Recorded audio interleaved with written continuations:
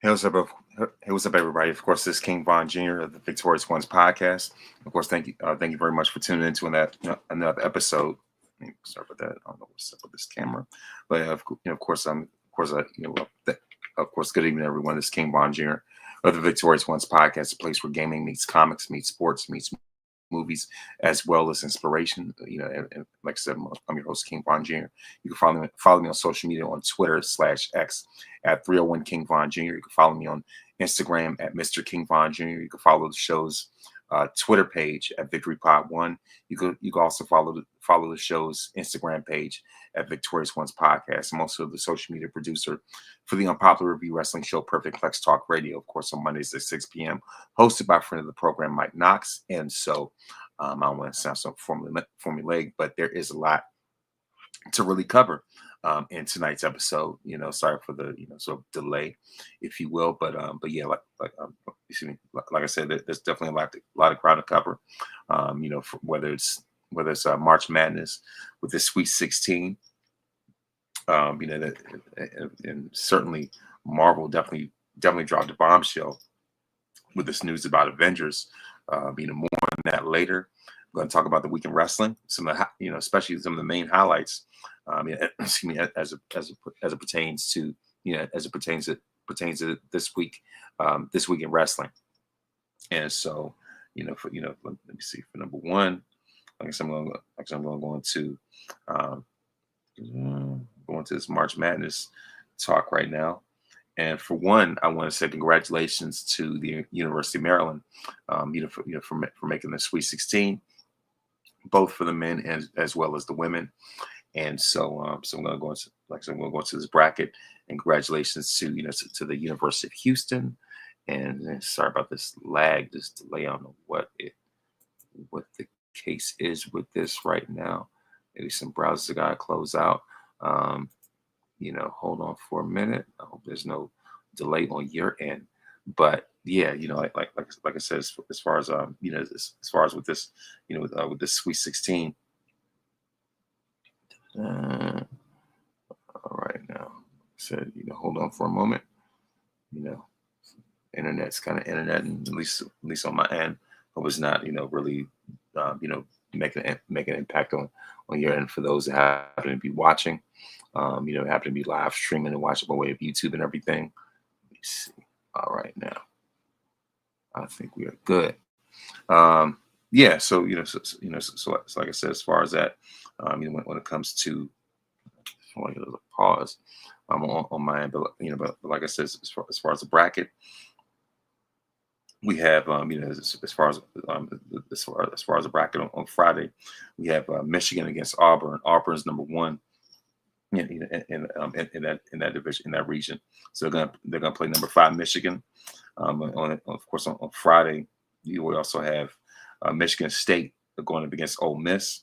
Then actually, you know what? I'm going to go into the immediate games. So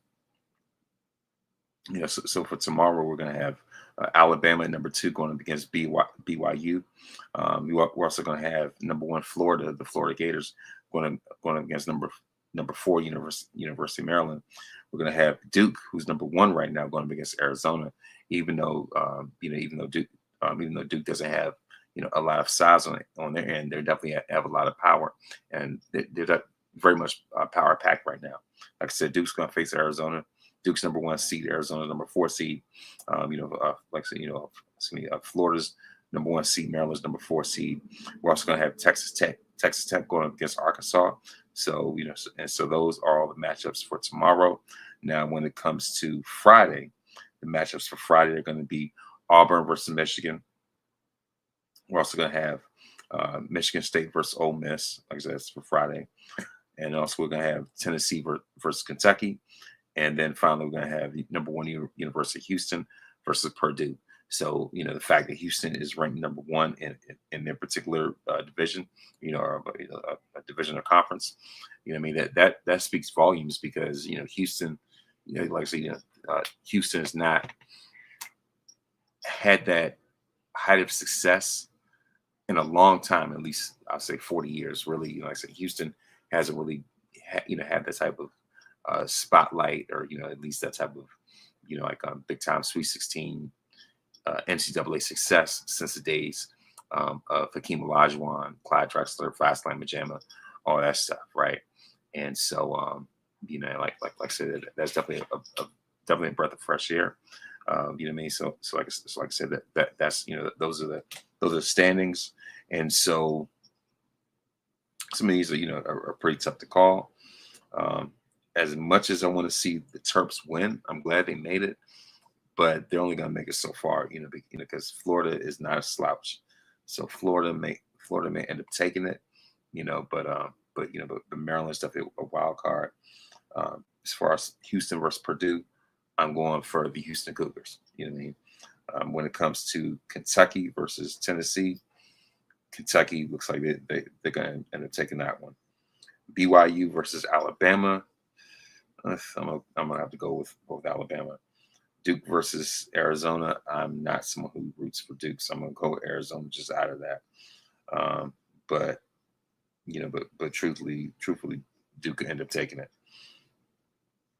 And then we have Texas Tech versus Arkansas. I'm going Texas Tech, even though the bracket's going to end up getting crushed, with this Sweet 16 at this point.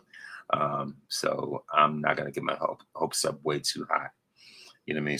So as far as that that's my news when it comes to when it comes to March Madness. As a matter of fact, right now, literally as far as NBA talk, the Lakers and the Pacers, are literally playing at this moment. And so so right now we're 43-28, and the Pacers are 42-29. And so of course LeBron has been out, for 7 games this month because of a groin injury, and so because of that, our chemistry is not where it needs to be as a team. You know what I mean? So and the thing is, of course, Luka is carrying his end to the best of his abilities. And of course, certainly there were games that that we really should have won, but end up losing. So we've fallen. Actually, you know what? Right now, let me look at these standings. As long as we finish in the top 5, in these standings, hey, I'm good with that, and we could just roll through that. So right now, as a matter of fact, we still are 5th right now in the West, and so that's why I projected anyway. But yeah, as long as we're want to become a more cohesive unit. You know what I mean? So, there's certainly things that we could tweak. Maybe Luka with his conditioning. The fact that LeBron is 40, and so his body's definitely, definitely letting them know, definitely giving them wake up signs, if you will. And so we definitely have to, you have to maneuver through that, and just and like I said, tweak certain things. As long as we keep Austin Reeves, I'm good with that. You know what I mean? Because that dude definitely knows how to ball, and he's a very important asset to this team. So, so with that said, currently we're 5th place in the West right now, and my projected MVP is going to be SGA. Shai, Gilchrist Alexander. You know what I mean? So because he's leading the league in scoring.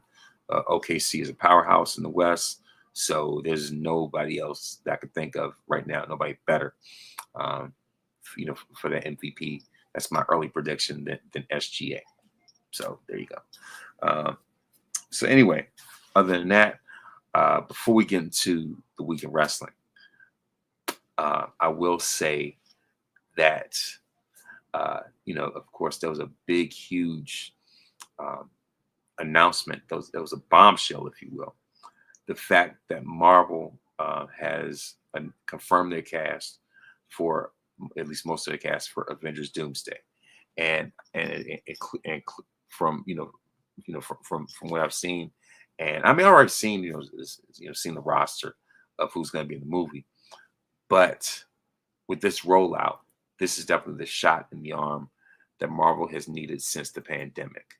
You know what I mean? So like to get it back on a more consistent track, other than the shows, other than What If and everything like that. So let me make sure this camera is all right. Yeah, make sure make sure the camera ready. But anyway, like I said, as far as that, um, you know, what I mean, like, you know, if anything, this is definitely the shot in the arm that, you know, that Marvel so desperately needs. You know, what I mean, I hope it's not.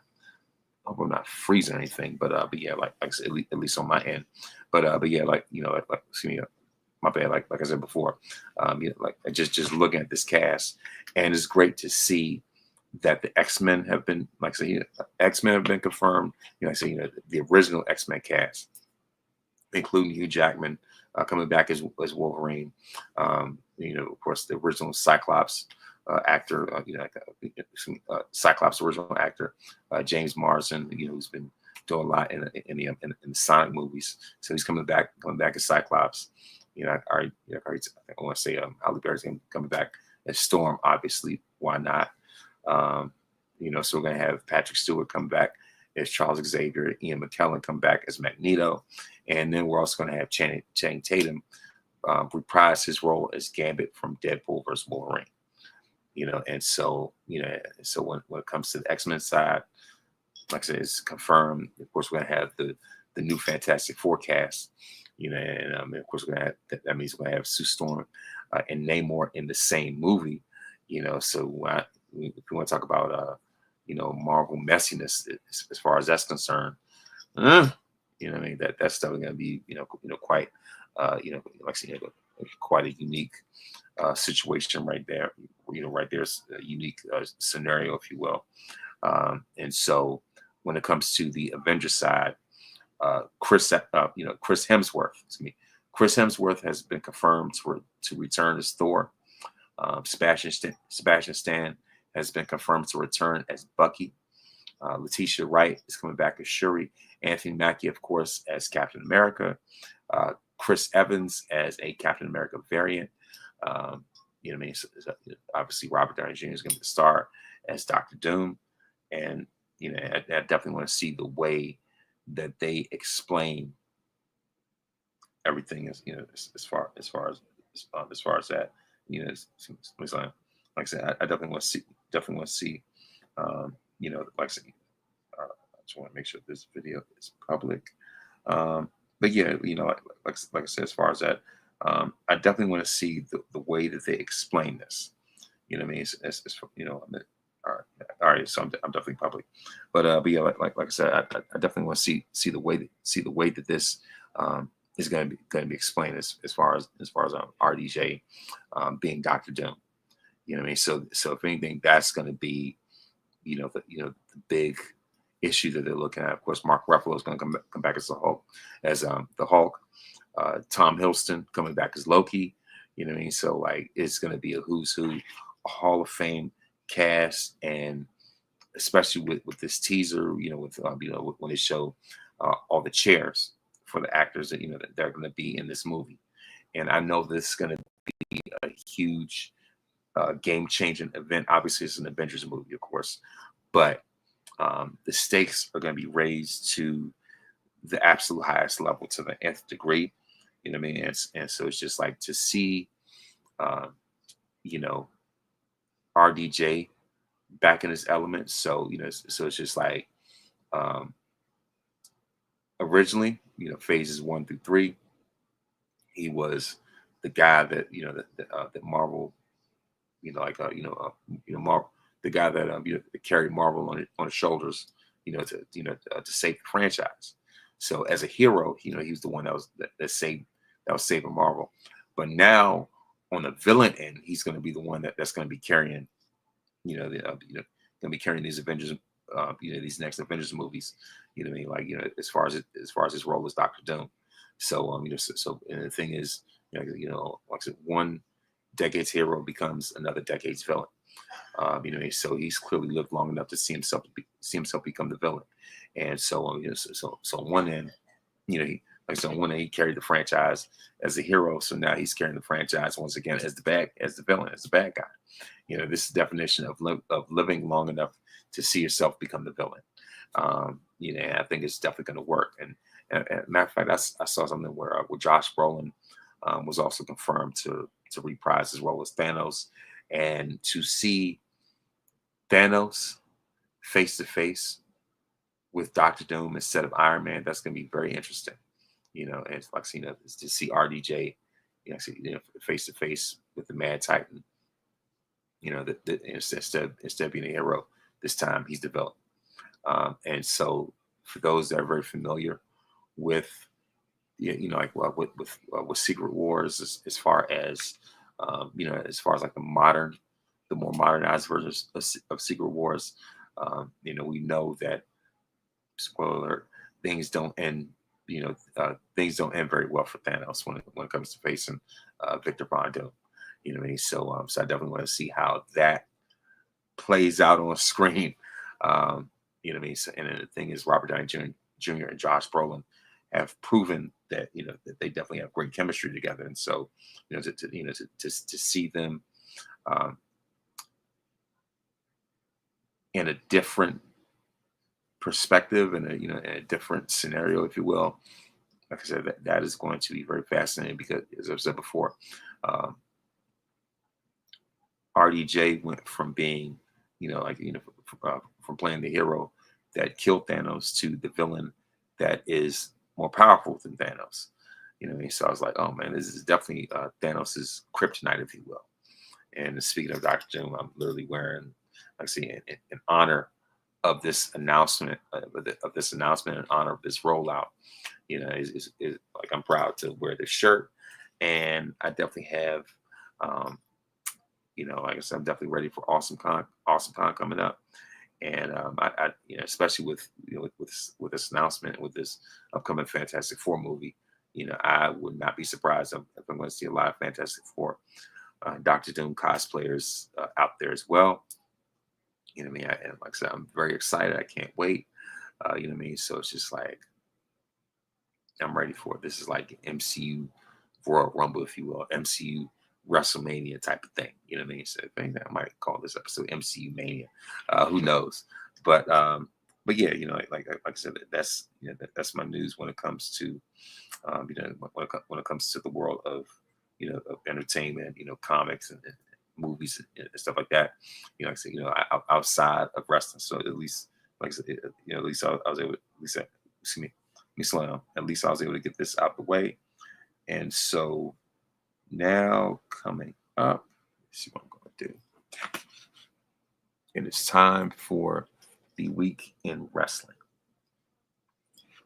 And so this was a very heated episode of SmackDown in more ways than one, as it took place from Italy. As the highlights of this past week's episode were the face-to-face between CM Punk, Roman Reigns, and Seth Rollins.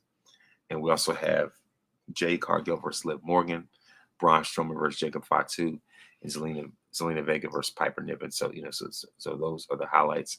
And in the opening segment of of SmackDown, after a quick introduction from the announcers, Randy Orton made his way to the ring to kick things off in Bologna, Italy. Before the Viper could even utter a single word, Kevin Owens arrived and said Orton didn't deserve what he did, didn't deserve what he did to him. And so he said you can forgive Orton for picking Cody Rhodes if you can forgive KO for attacking him. I mean, so he saved Carmelo Hayes from Orton's punt to save him from himself. To turn things on Randy Orton. Try to hold the KO's whole thing. Was trying to save Randy Orton from himself. That type of thing, whatever. I think it's hilarious. But then, KO said to him and Orton, should chase the tag titles at WrestleMania because they were so close to winning them a few months ago. Orton told him to show his apology where the sun doesn't shine. We know what that means.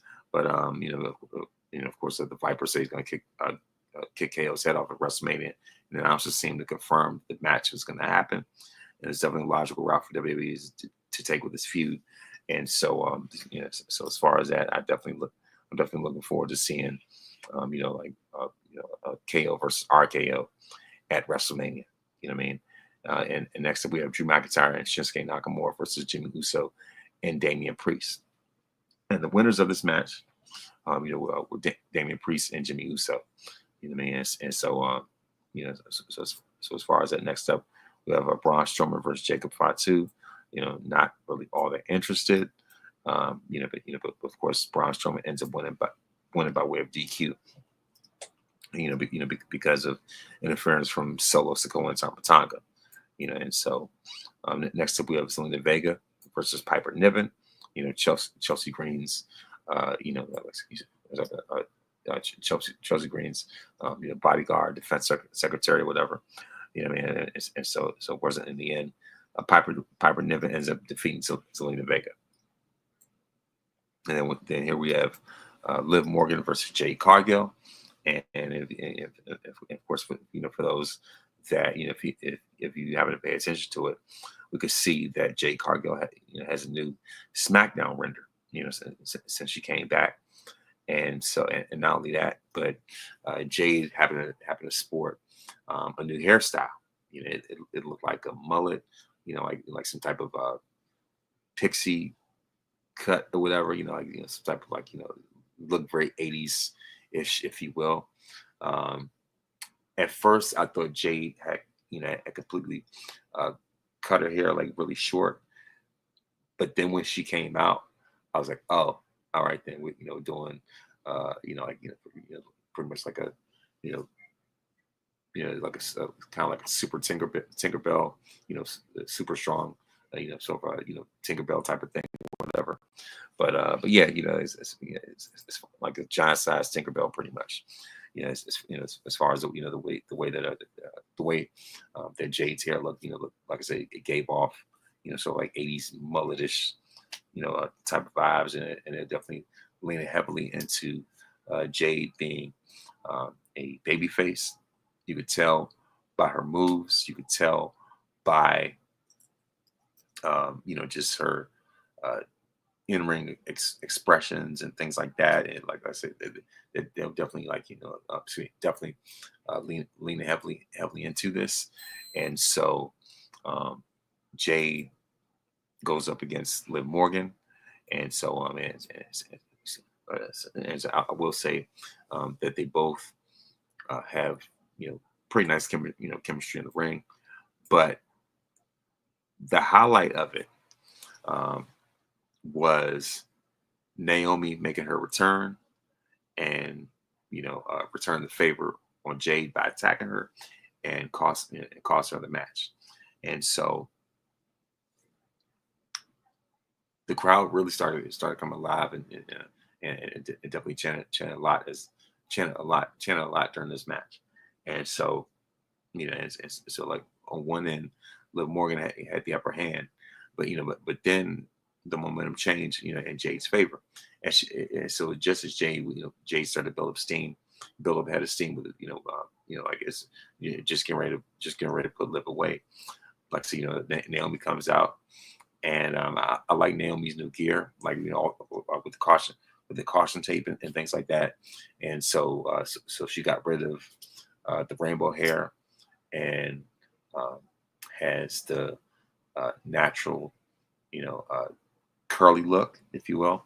So I like I said, I definitely like Naomi with the new hair with the curls, like I said, with all the bright colorful rainbows and things like that. And so Naomi's caution outfit reminded me of Owen Hart's danger outfit. The black and yellow, black and yellow outfit with with the caution logo, whatever. Like I said, like of course that's what Owen had when he was with the Nation Domination, right? He was saying they was not a nugget and all this type of stuff. So that's what Naomi's outfit reminded me of. So Naomi was definitely giving off Owen Hart, I'm not a nugget, Nation Domination type of vibes. And speaking of that, it just so happens it's funny because I don't know if I've said it before in this podcast. But I'm gonna go ahead and say it right now since I mentioned Owen. It's funny because I've said it before in conversations. I just have to throw this in there. Owen Hart was the Nation Domination's official DEI hire. You know what I mean? So, like I said, I'm just gonna go ahead and just throw it out there. Owen, yeah, it's funny because I've had somebody else ask me if I said on the podcast. So I was like, let me go and get this out the way. Since I'm mentioning it right now, let's just go, just go all the way with it. Owen was the nation's DEI hire. There you go. You heard it first here exclusively on the Victorious Ones podcast. So yeah, but anyway, like I said, as far as Naomi, it's like, and the thing is, of course, Naomi hit Jade with with one of those tag titles, and that opened the door for Liv to hit Jade with Oblivion to win this match, and so for Liv Morgan, to get a pin on one of the most protected uh, wrestlers in that women's locker room. She's got wins over. As a matter of fact, somebody else even pointed this out online. I want to say it was on Twitter, I believe it was. And like Twitter on like a YouTube comment or something. But the fact that the fact that Liv, has scored pinfall victories over some of the most protected women's wrestlers in the locker room. Not just Jade, but Bianca, Nia, especially Rhea. You know what I mean? And so for her to get those W's really speaks volumes of how highly the higher ups in the locker room really think about her. To put Liv in positions like that, and Liv has been living her best life with with this whole like revenge tour. You know what I mean? And so, it's definitely great to see. I will say that. You know what I mean? And so, with that being said, Naomi's post match, tackle, it was definitely very entertaining, and you could tell that Naomi was very comfortable in this role. You know what I mean? Like, you could tell that Naomi definitely embraces this villain side, this heel side. Like I said, that this is definitely something that she's been wanting to sort of really get off her chest for the longest time. And it definitely plays out in the way that she carries herself as a character. And that's something that she definitely needs. And so I do like the online back and forth between Jade and Naomi. And there was somebody who was asking, I'm gonna get to Bianca and Monday Night Raw in a minute, but there was a fan who wanted to ask Jade about Bianca, and Jade said, "I don't even trust her either." And then she said, Naomi and I were even closer, and so of course, Jade and Naomi were courtside at a basketball game. I want to say it was a Hawks game or a Sixers game or something. I forgot what it was, but that was, like I said, that was one of the early signs of of Jade's eventual arrival to WWE. And also 2 years ago, during WrestleMania weekend in Los Angeles, at Wally Mania, which is sort of like a WrestleMania for fans and podcasters and stuff like that. Just a great night to to kick off WrestleMania weekend. Great night to celebrate and all this, everything like that. So 2 years ago at Wally Mania in LA, Naomi was being celebrated, right? She was the guest of honor, and so that same night, Jade Cargill was there as well. And there's even so when they were on stage, they were celebrating each other, right? And backstage, they have a picture together and stuff like that. So, so when Jade says that, that she's closer to Naomi than Bianca, she kind of has a point. Especially since she hung out with Naomi, but before she got to Jay was hanging out with Naomi before she even got to the main roster, before she even signed with WWE, before Jade signed with WWE. And so as far as that, it's just like that was Jade's receipt, and then all of a sudden, Jade and Bianca start going back and forth.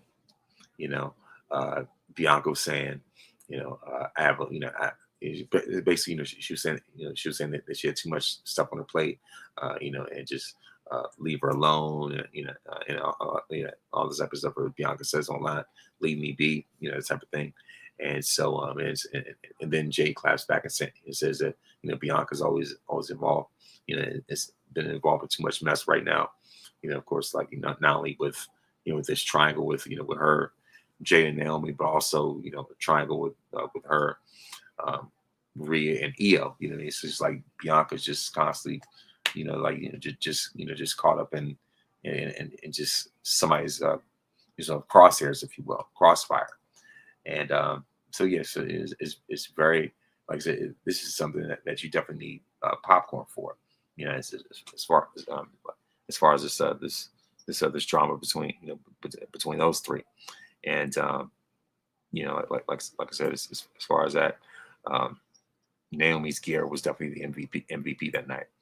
And then next up we have Los Garza versus the Street Profits, and the winners of this match, of course, and still your WWE Tag Team Champions, the Street Profits. And I would say that as a team, I think this is this is gonna be I think this is gonna be the best run of their career so far. Just because of the fact that it's been such a long time coming for the when it comes to the Street Profits, and with them rejuvenating their character, rejuvenating their image, and just and just breathing new life into their characters. I believe that this tag team run is definitely going to be, it's definitely going to be the most meaningful that they've had thus far as a team.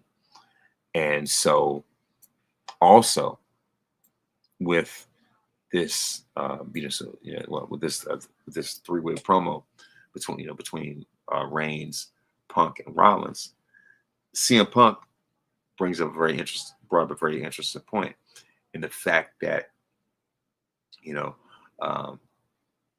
both Roman and Seth needed each other's help in order to take out Punk, in order to beat him, and so and obviously this goes into the whole thing about CM Punk being responsible for the Shield being created, and so that's so good. That's definitely gonna make this triple threat a very fascinating and very intriguing dynamic. You know what I mean?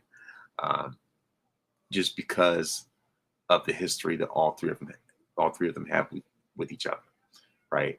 Like saying CM Punk's affiliation, if you will, his association with the Shield, and the genesis of them as a team, and obviously Roman and Seth with so many chapters with their story, so many layers with their story, alone, and also, Seth's personal animosity with CM Punk, his feud, his rivalry with Punk, and also when it comes to the connection between Reigns and Punk, not only with the Shield connection, but also with the way that Punk was talking spicy on Coco Bandit's podcast about the company, especially about Roman, and how he just made Roman's job even harder.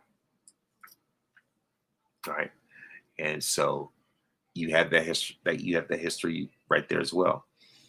And the big question that we even talked about on Monday, it's just like, is Paul Heyman going to make Seth Rollins a new Heyman guy? Is it going to be Seth Rollins is it going to be Seth's new wise man? Is it going to be Seth Rollins' new wise man, the way that he's been the wise man for both both CM Punk and Roman Reigns, for the longest time?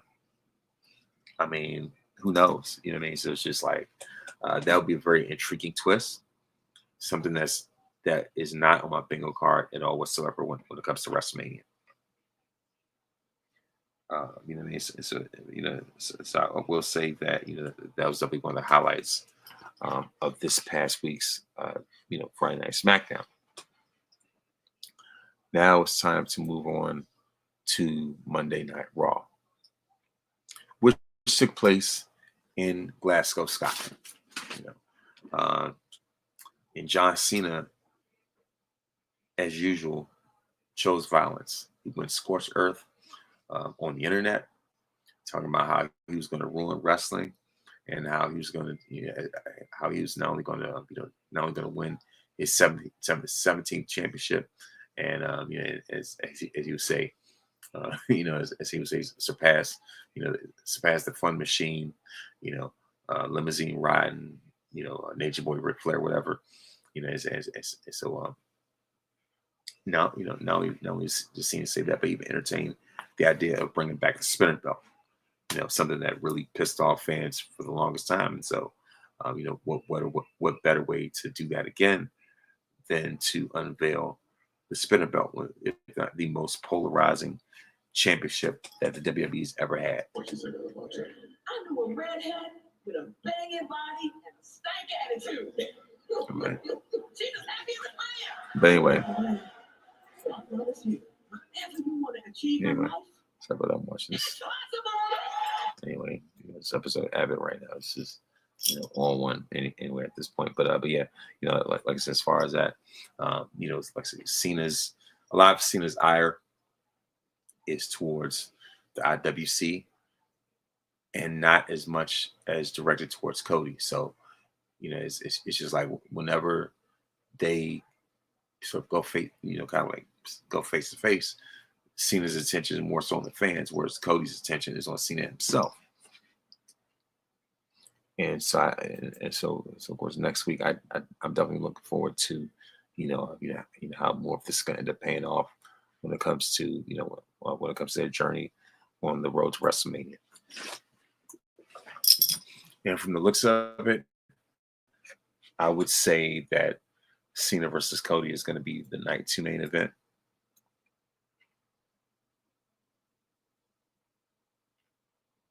Come on now. But yeah,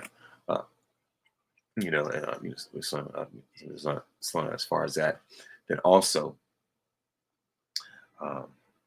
with with three-way, sort of a battle, sort of a heat going on between Bianca, Rhea, and Io. It's just like whatever Bianca did, no matter what, that crowd booed her. Even when she gave Io the KOD over the KOD over the top rope, fans just booed everything that she was doing. But I cannot see them turning Bianca heel anytime soon. And the reason why I say that is just because she's way too much of a moneymaker for that to happen. Her personality is, one that is hard to believe to be a heel. Well, actually, even though she was a heel in NXT, but I don't see a heel Bianca working on the main roster as she did in NXT. And because in NXT she was never the champion, but now on the main roster, she's just like Cena. She's just way too valuable of a commodity to turn heel. So meanwhile, you have Cena turn heel in his very last year, his very last run. Hogan turned heel because his career needed it. So I don't see Bianca being on that brink of desperation like that. And also, as far as the Intercontinental Championship match, I will say that the Braun Breaker and Penta, definitely put on a great match. Penta, it's not Penta, but of course Braun is still the Intercontinental Champion, and the Judgment Day was trying to get Penta to join, but he said no. So as far as that, and we also see the Usos reunite as a tag team, and their chemistry as a team it's just like, it just speaks volumes. And, like I say, it's just like, I mean, like I said, there's symmetry, their chemistry, like how they're just on a very cohesive unit, you know. Um, they're definitely 1A and 1B with the New Day, like, whoever's 1A or 1B, that's up for you to decide. Um, but it's just like, the Usos, even when they got back together, did not miss a beat at all whatsoever. And we saw Jimmy, um, but way before that, Jay Uso had slipped, quote unquote, and he kind of slipped, quote unquote, just as him and Gunther, um, uh, just as him and Gunther were having that brawl earlier that night. Eventually, Jimmy, eventually Jimmy had to motivate him and remind him of who he is as far as him being main event Jey Uso.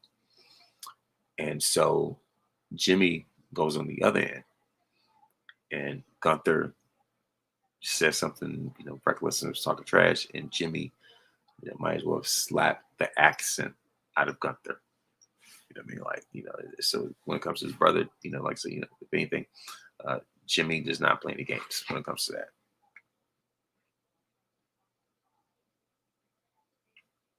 Let's see. And yeah, I mean, so as far as that, and also, it's been said that Raw, excuse me, it's been said that Raw has taken a bit of a hit in the ratings just because of March Madness and NCAA. So if anything, anybody will have to take back seats to that.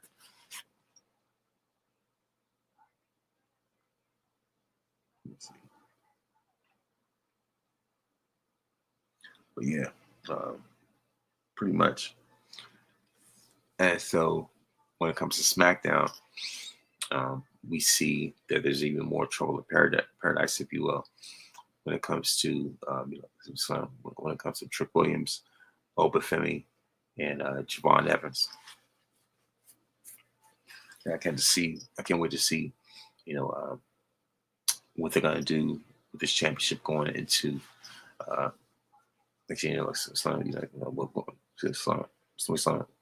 to WrestleMania weekend with Stand and Deliver. And I like how last year Trick and Mello officially confirmed it on stage.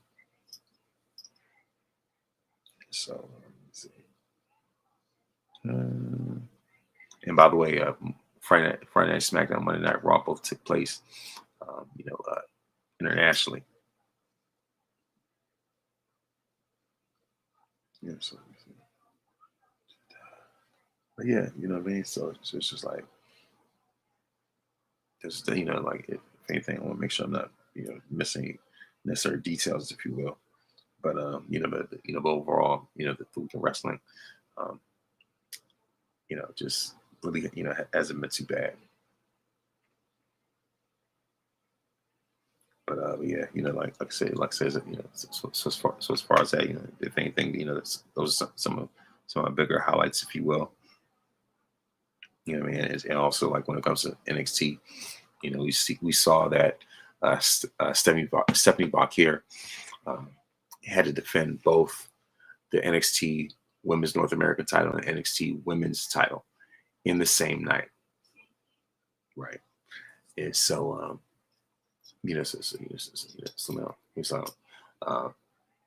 so thankfully, Stephanie retained both titles, um, and so when when NXT went off, we saw Jordan Grace once again, go face to face with, he's like, go face to face with Stephanie Bakir, because that championship is definitely on her mind. You know what I mean? So it's just like, the biggest reason why Julia had to relinquish the title, was because she had gotten injured. And so if anything, that's I would say that's the biggest reason why. But yeah, um, the road to WrestleMania is becoming less and less bumpy right now. Yeah, so so as far as that, and also another thing that I really want to get off my chest. Uh, Congratulations to all of those that are being inducted into the WWE Hall of Fame, from Triple H to Lex Luger to Michelle McCool to the natural disasters. You know what I mean? So it's just like, like, especially when it comes to them, it was definitely a long time coming, and it's definitely something special. And we also saw, like I said, also saw Chad Gable in action. As he's been the man with your doors this whole time, whatever. But like I said, Braun Breaker versus Penta, like I say, is definitely a great match. If anything, it'll probably be a dream match for all I know. But yeah, and of course, as Scott Steiner, took Penta up, for Frankensteiner, and he said, with the spirit of Mysterio and Carlito, and ended up getting involved. And so, of course, Carlito was the victim of the spear, but of course, Rey Mysterio did a sneak attack on Braun Breaker, and the match in DQ, and then Finn Balor just crashed out. He emerged and used a steel chair to attack Braun Breaker. And I'm saying to myself, is it really that serious? Like, is it really that big of a deal? And so it's like, yeah. I mean, I don't even know what else to say right now, but yeah. So as far as that, when it comes to the week of wrestling, really not that much to complain about on this end. But yeah, like I said, I definitely like to see, the way some of these storylines are definitely going to play out. But yeah, pretty much that's all I could really sort of think about right now, off the top of the dome, if you will. You know what I mean? So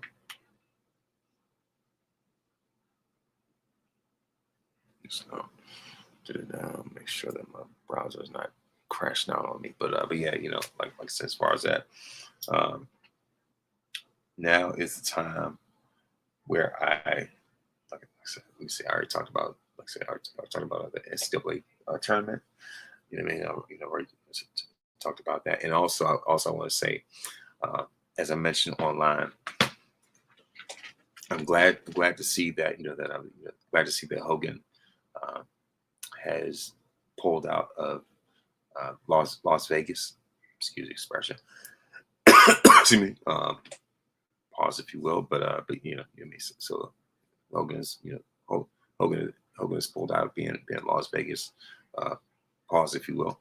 Like I say, like I said, Hogan is no longer going to be involved in WrestleMania weekend.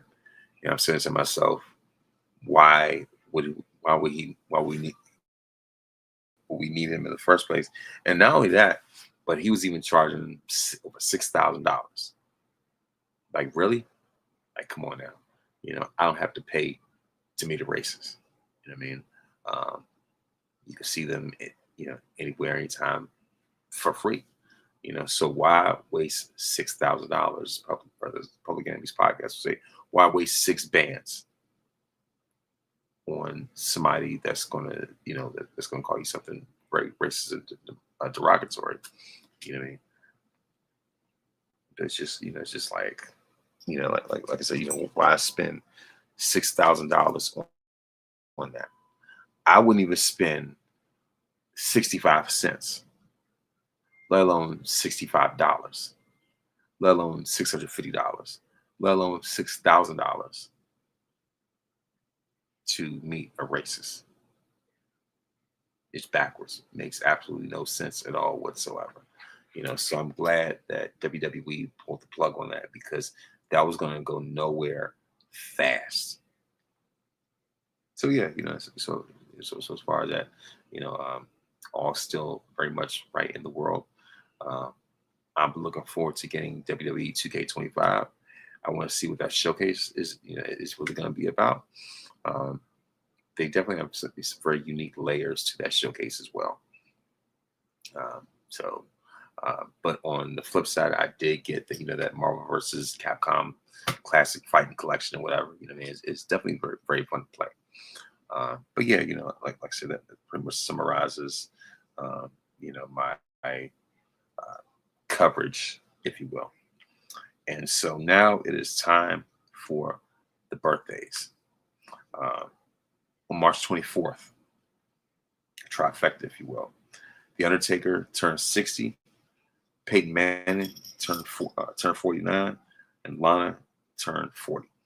March 25th, the Queen of Soul, Aretha Franklin, would turn 83. Sir Elton John turned 78. Cheryl Swoops turns 54. And so of course, those are the birthdays on March 25th.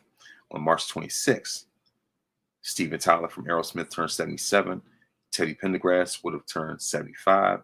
Diana Ross turns 81. Marcus Allen turns 65. John Stockton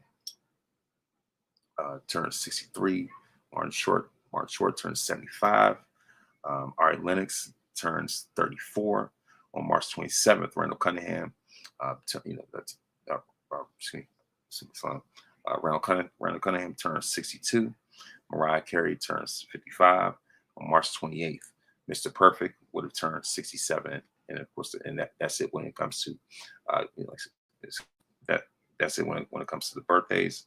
And now when it comes to, of course, before I go, I would like to give a word of wisdom, and it's that God calls for us to pivot.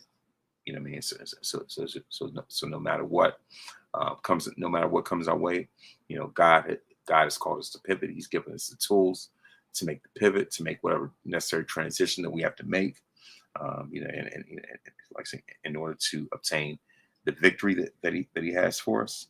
And so of course, we should never confuse having having duties for God over spending time with Him. Of course, God won't leave us where we are, and that there's always a remnant that's going to make the pivot. That's not going to be concerned with what people think. And so really that's what it is. Like I say, so if anything, God calls for us to make pivots and to make the necessary adjustments that we need to make. And so that's really what it is. And so always remember that you are victorious, because greater is He that is in you than he that is in the world. When you put God in first place, you don't have to worry about being in last place. And please make sure to listen to this podcast on iTunes, Spotify, Google Podcasts, or anywhere else that you download podcasts. So podcasts, of course, you also watch by way of YouTube as well.